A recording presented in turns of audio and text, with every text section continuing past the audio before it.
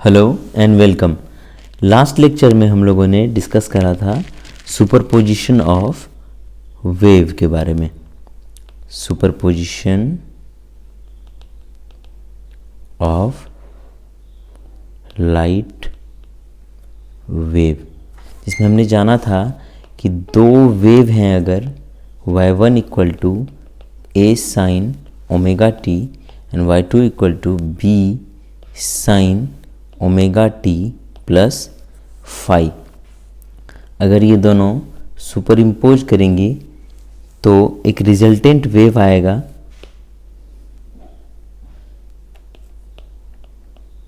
Resultant wave आएगा जिसको कि हम लोग रिप्रेजेंट कर सकते हैं y equal to a sine omega T plus delta से।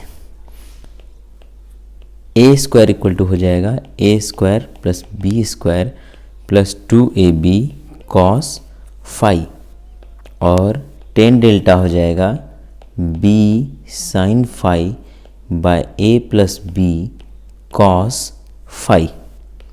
यहाँ पे हम लोग देख सकते हैं कि एम्पलीट्यूड ठीक वैसे ही जुड़ रहे हैं जैसे कि मैकेनिक्स में दो वेक्टर जुड़ते हैं, और एंगल भी ठीक वैसे ही निकाला जा रहा है जैसे मैकेनिक्स में एंगल निकाला जाता है दो वेक्टर के बीच का, जो रिजल्टेंट आता है, रिजल्टेंट से वेक्टर के बीच के एंगल।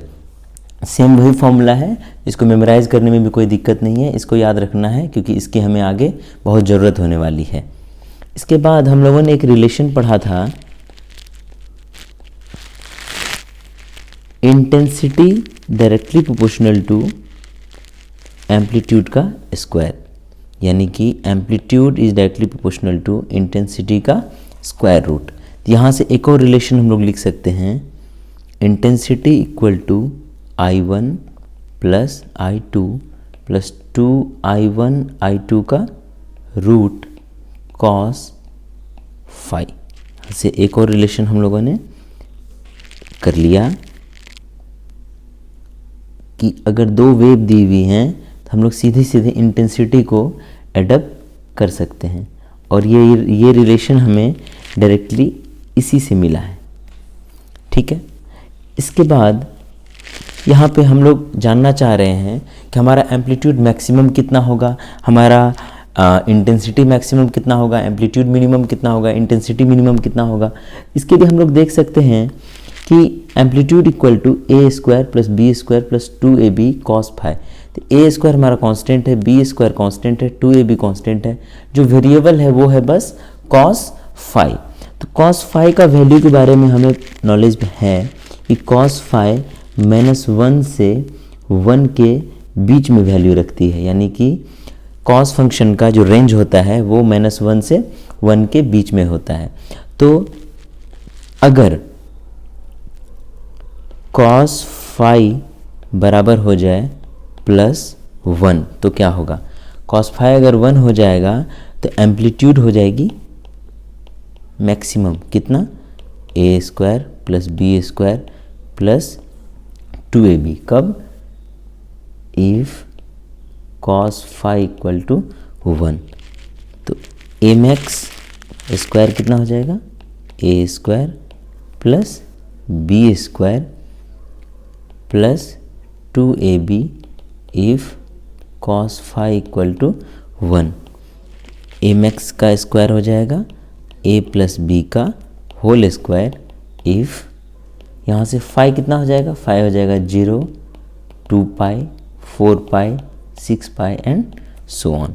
यहाँ से ए मैक्स की वैल्यू आ जाएगी A plus B if phi equal to, क्या इसको हम लोग लिख सकते हैं 2n पाई। तो अगर फेज डिफरेंस हमारा 2n पाई होगा तो एम्पलीट्यूड सीधा सीधा जुड़ जाएगा और यही हो जाएगा एम्पलीट्यूड मैक्सिमम। इसी तरह से हम लोग अगर इंटेंसिटी मैक्सिमम की बात करें तो क्या हो जाएगा, k इंटू ए मैक्स का स्क्वायर, यानी k into a plus B का whole square if phi equal to 2n pi. तो एक हमारे पास ये रिजल्ट आ गया। ठीक है,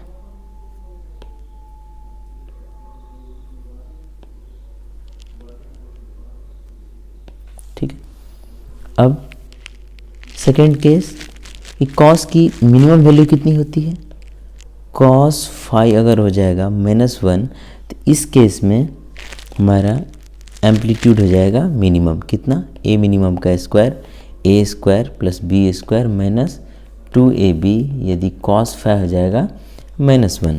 ठीक है, तो ए मिनिमम का स्क्वायर हो जाएगा ए माइनस बी का होल स्क्वायर। इफ़ यहाँ से फाई कितना लिख सकते हैं, फाई हो जाएगा पाई, 3 पाई, 5 पाई, 7 पाई एंड सो ऑन। तो ए मिनिमम इक्वल टू हो जाएगा A minus B if phi equal to, इसको लिख सकते हैं हम लोग 2n+1 पाई। तो यहाँ से इंटेंसिटी मिनिमम कितनी हो जाएगी, k इंटू ए मिनिमम का स्क्वायर यानी k into a minus b का whole square. If phi is equal to 2n+1 pi. तो एक रिजल्ट हमारा ये हो गया।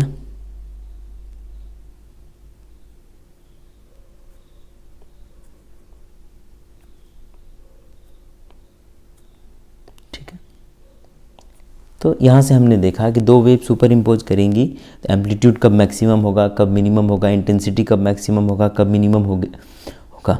ठीक है, इसके बाद आते हैं हम लोग इंटरफेरेंस पे। तो इसी में हम लोग आगे बढ़ते हैं।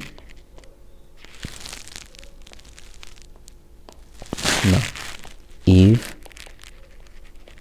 two waves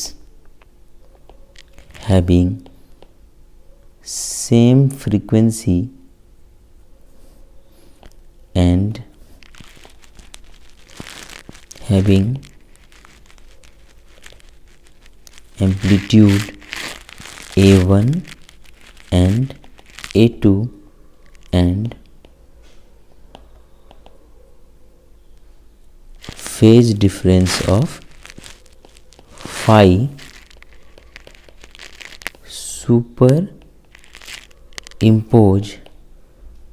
then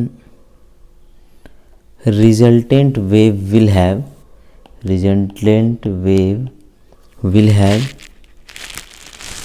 maximum amplitude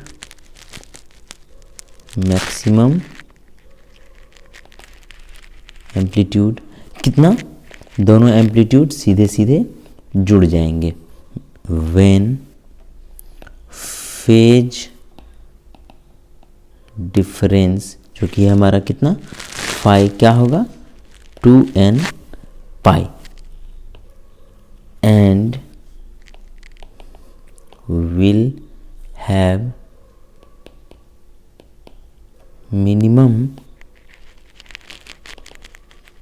amplitude कितना, दोनों सब्ट्रैक्ट हो जाएंगे। If phase difference is phi equal to 2n+1 pi, due to this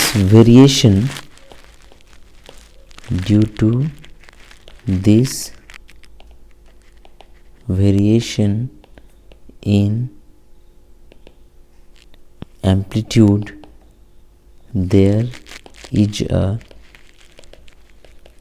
variation in intensity of resultant wave with respect to position, and this phenomena is known as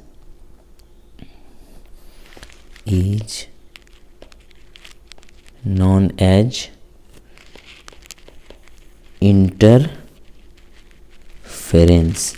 इसी को बोलते हैं हम लोग इंटरफेरेंस। ठीक है,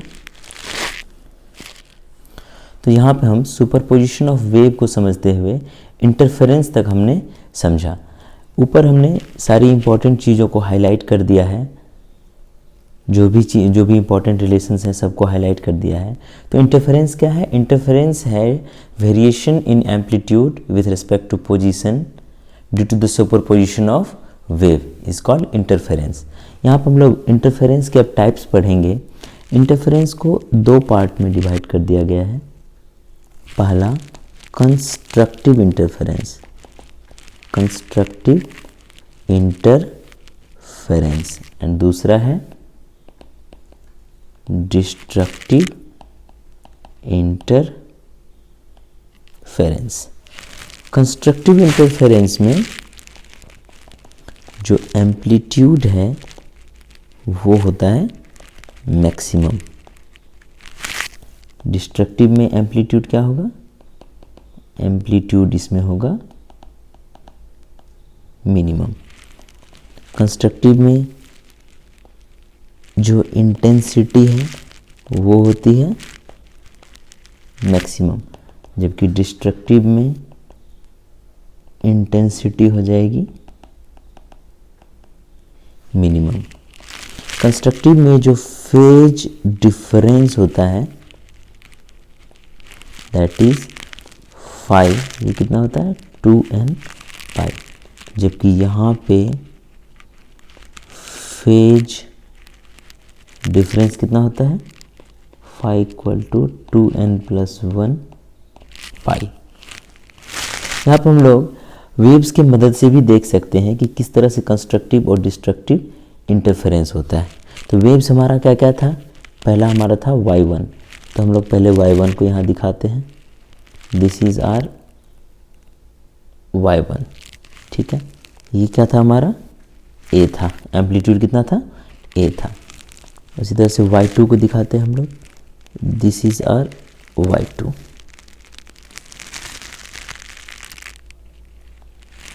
इसका एम्पलीट्यूड कितना था हमारा? b था। अब दोनों का फेज डिफरेंस अगर देखें हम, तो दोनों में फेज डिफरेंस कितना दिख रहा है हमें? फेज डिफरेंस अगर देखें तो ये हमारा phi = 0 है। दोनों क्या है? फेज में है। तो दोनों जब जुड़ेंगे तो रिजल्टेंट वेव आएगा y, और y कुछ ऐसा हो जाएगा। एम्पलीट्यूड क्या होता है कंस्ट्रक्टिव इंटरफेरेंस में? डायरेक्टली जुड़ जाता है, यानी कि एम्पलीट्यूड इसकी बहुत ही हाई हो जाएगी और हो जाएगा कितना? a + b। तो दिस इज कंस्ट्रक्टिव इंटरफेरेंस। इसी तरह से हम लोग डिस्ट्रक्टिव इंटरफेरेंस भी देख सकते हैं। y1 वेव का पहले बनाते हैं। ये है हमारा y1 वेव, ये हमारा y1 वेव है। इसी तरह से y2 वेव, ये हमारा y2 वेव है। यहाँ पर हम लोग अगर फेज डिफरेंस देखें, फेज डिफरेंस देखें, यहाँ फेज डिफरेंस हमारा पाई का है। क्यों? क्योंकि इसके बाद ये क्या है 0, ये पाई, ये 2 पाई। सिमिलरली 0 पाई 2 पाई। हम लोग देख सकते हैं कि पाई के बाद इसका जो शेप है, इसका शेप यहाँ से है। मतलब सिमिलर शेप को अगर हम देखें, ये शेप और ये शेप, दोनों के बीच का डिफरेंस कितना है? पाई का है। तो इसलिए फेज डिफरेंस कितना हो जाएगा हमारा? पाई। और फेज डिफरेंस अगर पाई हो गया तो हो जाएगा हमारा डिस्ट्रक्टिव इंटरफेरेंस। और यहाँ पे कुछ y का कंडीशन कुछ ऐसा हो जाएगा। ये क्या हमारा? पाई है और ये 2 पाई है। यहाँ भी ये पाई 2 पाई, पाई 2 पाई, पाई, एंड दिस इज 2 पाई। ठीक है। तो यहाँ देखा हमने कि एम्पलीट्यूड क्या हो गई? ये एम्पलीट्यूड हमारा यहाँ कितना है? a है। ये कितना है? b है। और ये कितना हो गया? ये हो गया a - b। तो हम लोगों ने ग्राफ के हेल्प से भी देखा कंस्ट्रक्टिव और डिस्ट्रक्टिव इंटरफेरेंस कैसा होता है। कंस्ट्रक्टिव इंटरफेरेंस में amplitude maximum, intensity maximum, phase difference 2n पाई। यहाँ पे amplitude minimum, intensity minimum, phase difference 2n + 1 पाई। तो एग्जाम में ये भी क्वेश्चन दे सकता है कि which of the following is a case of constructive interference, और 3-4 तरह का ग्राफ दे देगा आपको। तो वहाँ पे राइट ग्राफ को चूज करना है, तो आप आराम से इससे चूज कर सकते हो। तो हम लोगों ने फेज डिफरेंस ऑलरेडी जान लिया है। यहाँ पे हम लोग एक चीज़ जानने जा रहे हैं, पाथ डिफरेंस। ये कुछ नहीं, ये simply difference in the path travelled by light waves है। जो वर्ड है एकदम सीधे सीधे वर्ड से ही इसकी मीनिंग साफ है कि difference in the difference of the path travelled by wave. यहाँ हमें जो चीज़ जानना है वो ये जानना है कि पाथ डिफरेंस और फेज डिफरेंस दोनों को रिलेट कैसे करेंगे। How to relate path difference and phase difference. एक सिंपल एग्जांपल से मैं समझाता हूँ कि ये एक ग्राफ है, मान लिया मेरा, ये एक हमारा लाइट वेव का ग्राफ। लाइट वेव का ग्राफ कुछ इसी तरह का होता है। अगर यहाँ पे हम लोग एंगल कैलकुलेट करें तो ये क्या हमारा 0, ये पाई और ये 2 पाई। तो 2 पाई हमारा एंगल के लिए अगर फाई हम 2 पाई बोले तो x हमारा कितना आ रहा है, ये कितना आ रहा है, लैम्डा आ रहा है। यानी 2 पाई अगर हमारा फेज डिफरेंस है तो पाथ डिफरेंस हमारा क्या आ जाएगा, लैम्डा। पाथ डिफरेंस कितना आ जाएगा हमारा, लैम्डा आ जाएगा। तो 2 पाई फेज डिफरेंस के कोरस्पॉन्डिंग पाथ डिफरेंस आता है हमारा लैम्डा। तो इससे हम जहाँ कहीं भी हमारा फेज डिफरेंस दिया हुआ है हम लोग पाथ डिफरेंस वहाँ पे कैलकुलेट कर सकते हैं। तो इंटरफेरेंस के केस में, in the case of interference,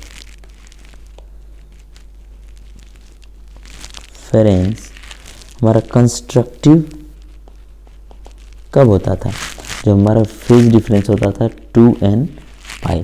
तो पाथ डिफरेंस कितना हो जाएगा हमारा, पाथ डिफरेंस कितना हो जाएगा, n लैम्डा। यानी पाथ डिफरेंस अगर हमारा n लैम्डा है तो इंटरफेरेंस क्या हो जाएगा, कंस्ट्रक्टिव। जबकि अगर डिस्ट्रक्टिव की बात करें तो यहाँ पर हमारा फेज डिफरेंस था 2n+1 पाई। तो पाथ डिफरेंस कितना आ जाएगा, पाथ डिफरेंस आ जाएगा 2n+1 lambda by 2। This is phase difference, and this is path difference. यहाँ भी ये क्या है हमारा, फेज डिफरेंस है और ये पाथ डिफरेंस है। कंस्ट्रक्टिव कहने का मतलब क्या, मैक्सिमा। कंस्ट्रक्टिव कहने का मतलब मैक्सिमा और डिस्ट्रक्टिव कहने का मतलब minima.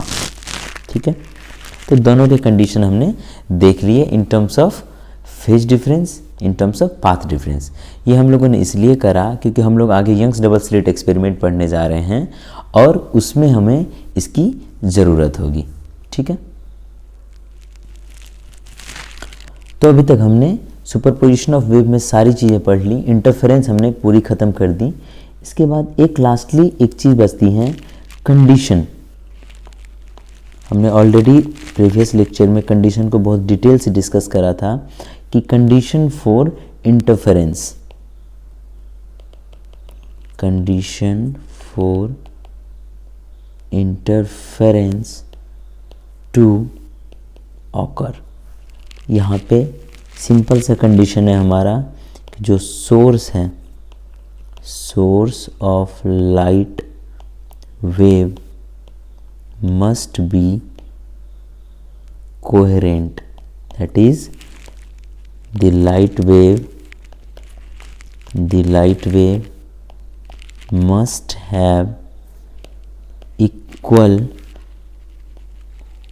frequency and they must have a stable phase difference.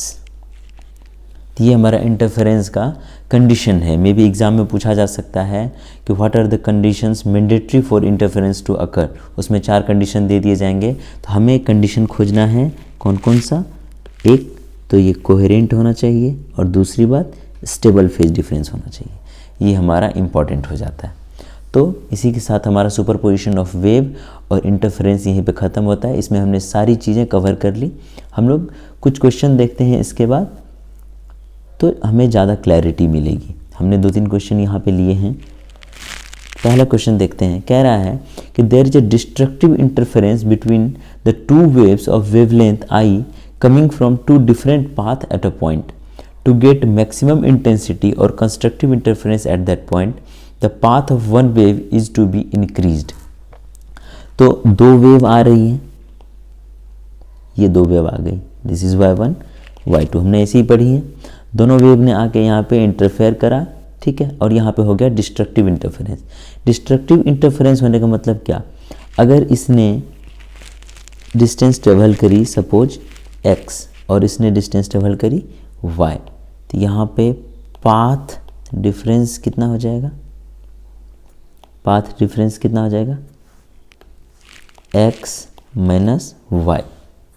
अब चूंकि डिस्ट्रक्टिव इंटरफेरेंस हो रहा है यहाँ पे, तो x माइनस वाई को किसके बराबर होना चाहिए, 2n + 1 लैम्डा बाय 2, यानी कि इसको हम लोग लिख सकते हैं n + हाफ लैम्डा। लेकिन कह रहा है कि यहाँ पे कंस्ट्रक्टिव इंटरफेरेंस करवाना है, तो for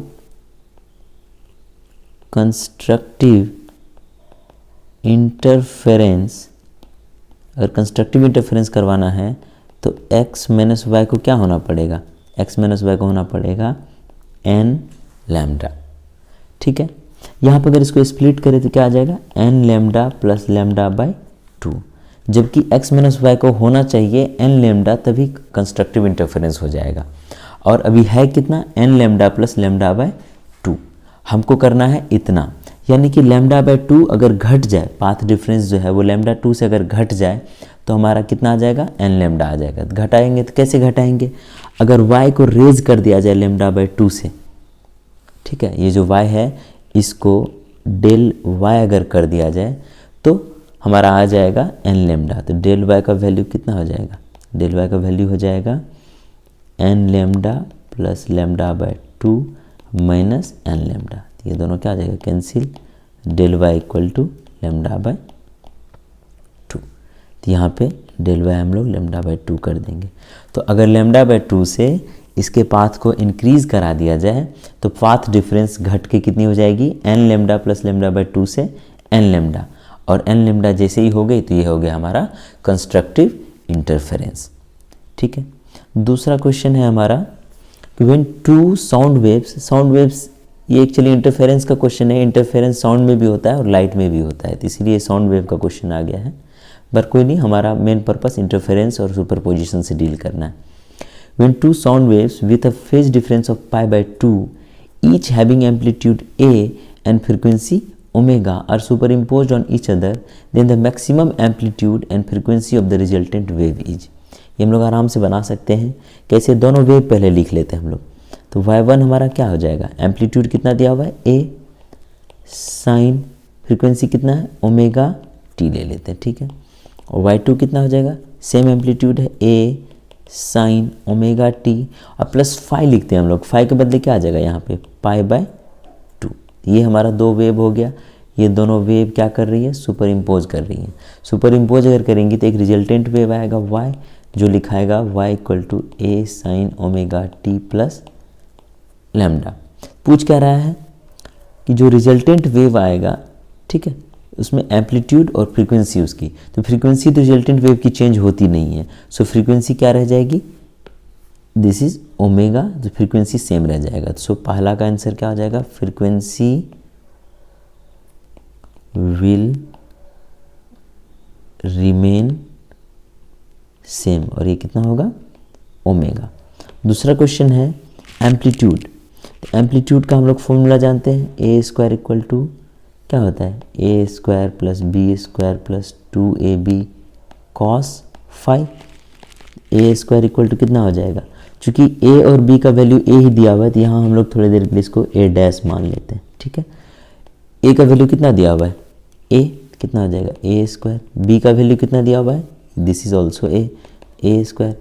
2 into a cos phi का वैल्यू कितना दिया हुआ है, पाई बाय 2। तो कॉस पाई बाय 2 का वैल्यू सबको पता है, 0 हो जाता है। ये कितना हो जाएगा, ए डैश का square equal to a square plus a square यानी 2a square. A dash equal to कितना हो जाएगा, √2a। ये हमारा सॉल्यूशन निकल गया, ठीक है। तो ये दोनों क्वेश्चन हमने करे।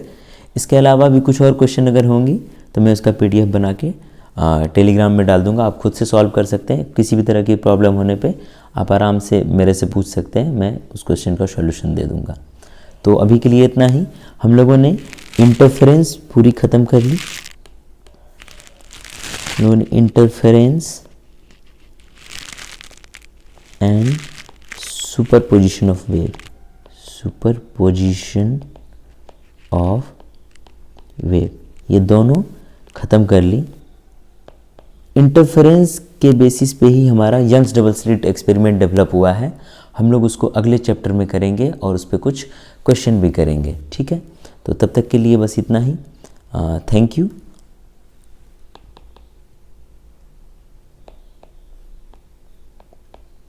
अगर आपको लेक्चर अच्छा लगा तो सब्सक्राइब करिए और अपने फ्रेंड्स के साथ शेयर करिए। Thank you, stay connected.